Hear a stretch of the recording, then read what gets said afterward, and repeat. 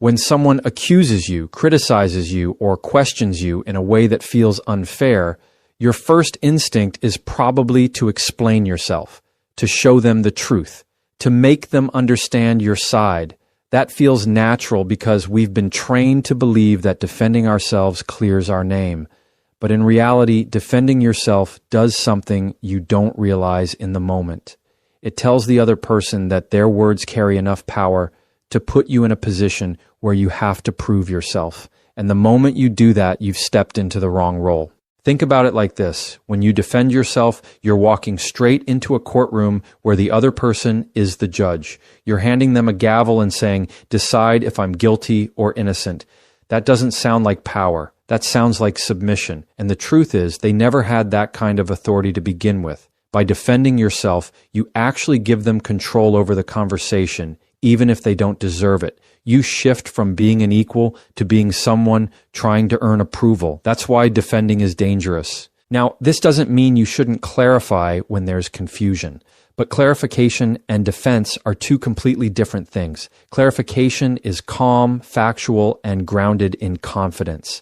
Defense, on the other hand, is reactive. It's emotional. It's you scrambling to prove your worth in someone else's eyes. And that difference matters because people don't just hear your words, they feel your energy. The moment you start defending yourself, your tone and body language reveal that you're under pressure, and that weakens your position without you realizing it. What most people don't realize is that defending yourself actually keeps the conflict alive. Imagine someone says, "You're always late," and you respond with, "No, I'm not. I was on time yesterday and the day before."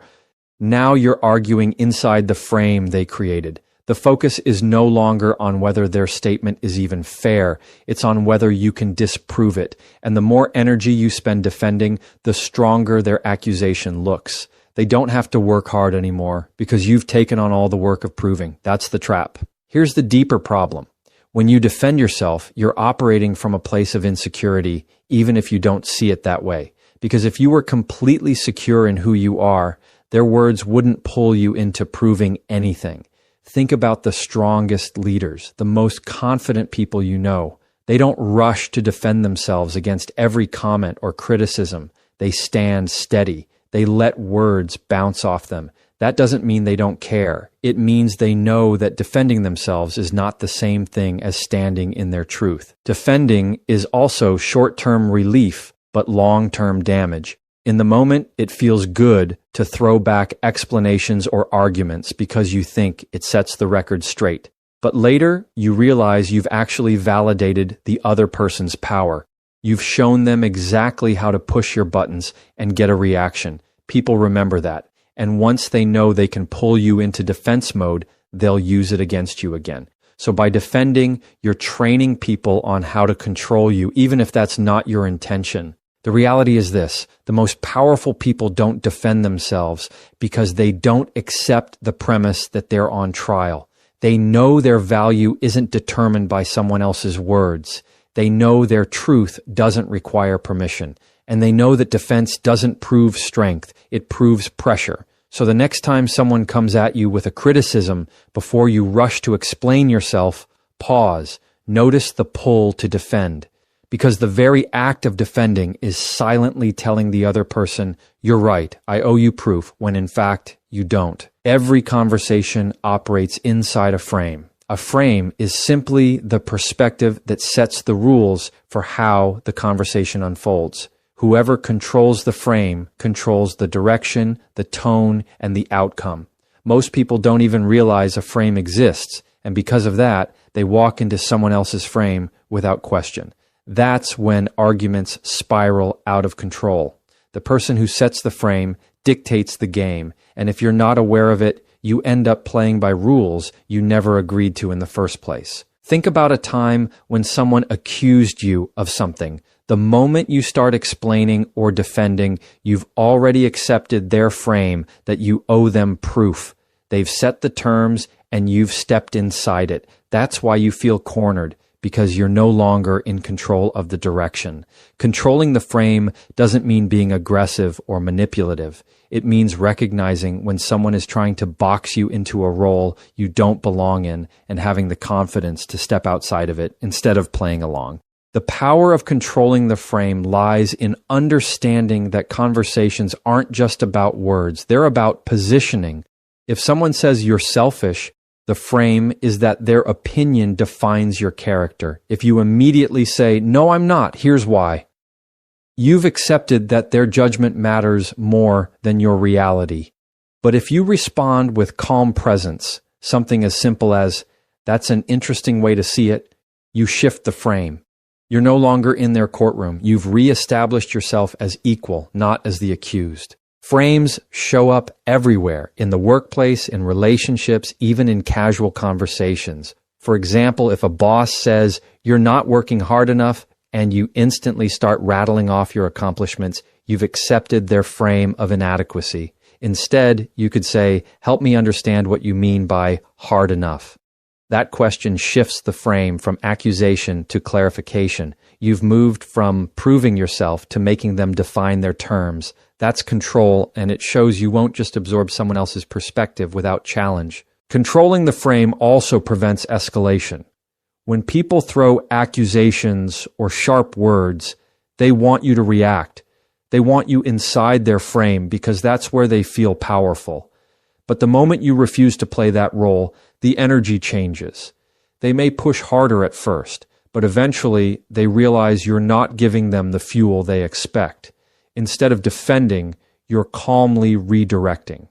Instead of explaining, you're holding steady. And that stability forces the other person to adjust because frames only work when both people agree to them. It takes practice to notice frames in real time because most of us are wired to respond instantly. But once you start paying attention, you'll see them everywhere. Every time someone says, "Why are you always," or "You never," they're setting a frame. Your job isn't to prove them wrong. Your job is to decide whether you accept that frame or reshape it. Sometimes that means asking a question.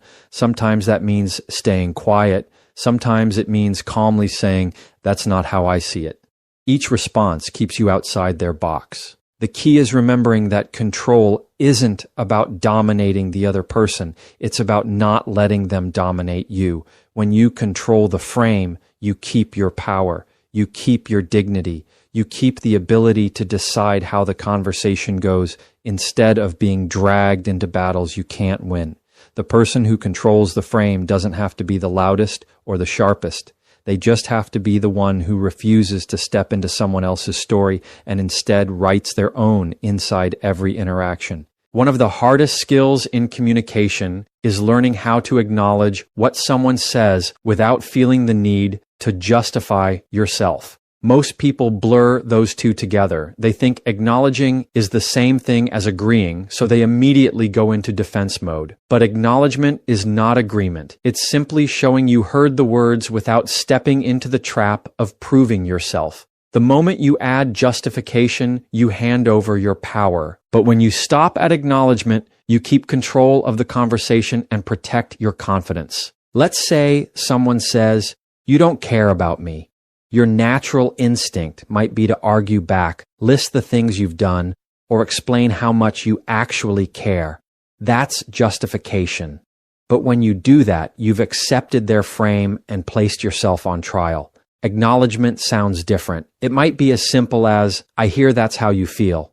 Notice the shift. You're not agreeing with them. You're not defending yourself. You're simply recognizing their perspective without allowing it to define you. That's the power of acknowledgement. Acknowledgement works because it diffuses tension instead of adding fuel. When people come at you with accusations or strong emotions, they're often looking for a fight. They want you to defend because defense keeps the conflict alive. But when you acknowledge calmly, the wind comes out of their sails. They expect pushback, but instead you give presence. That pause forces them to reconsider their approach because without your justifications, they have nothing to argue against. It's like dropping the rope in a tug of war. The game stops when you refuse to pull. The biggest mistake people make is believing that if they don't justify themselves, they'll look guilty.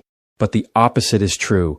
Justification shows insecurity. It shows that the other person's words got under your skin enough to make you scramble for explanations. Acknowledgement, on the other hand, shows strength. It communicates, I'm steady, I heard you, and I don't need to prove myself. That kind of presence carries authority.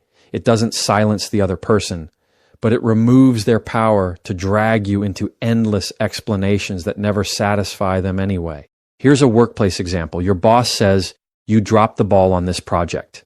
A defensive, justifying response sounds like, I didn't drop the ball, I was waiting on someone else, and here's why it wasn't my fault. That only digs you deeper. An acknowledgement sounds like, I hear your concern. Can you clarify where you felt the ball was dropped? Notice the difference. You're not groveling, you're not excusing, you're opening space for clarity. You move the focus away from defense and toward understanding, which keeps the frame balanced instead of tilted against you. In personal relationships, this tool is just as powerful. When a partner or family member throws an emotional accusation, you don't win by explaining yourself into exhaustion. You win by listening without defensiveness. A simple acknowledgement, I get that you're upset, or I see that this matters to you, goes farther than a 10-minute explanation. People don't always want proof. They want to feel heard. And when you separate acknowledgement from justification, you give them that without sacrificing your dignity in the process. That's how respect is built. The discipline here is restraint. It's resisting the temptation to prove yourself right. It's knowing that acknowledgement alone is enough. It's practicing the calm confidence to let someone's words exist without feeling like you owe them an essay in response.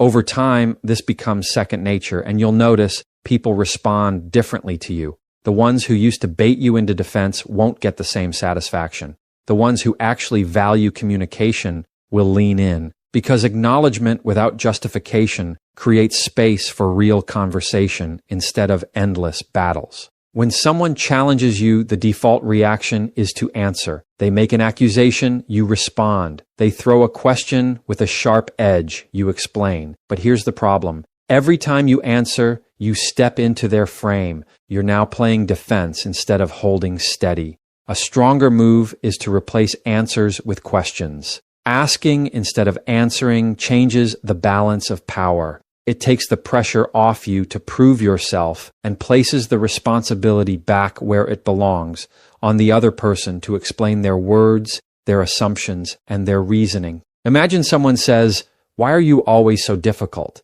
The typical reaction might be to defend yourself with reasons, "I'm not difficult, you just don't understand me. I was only trying to..."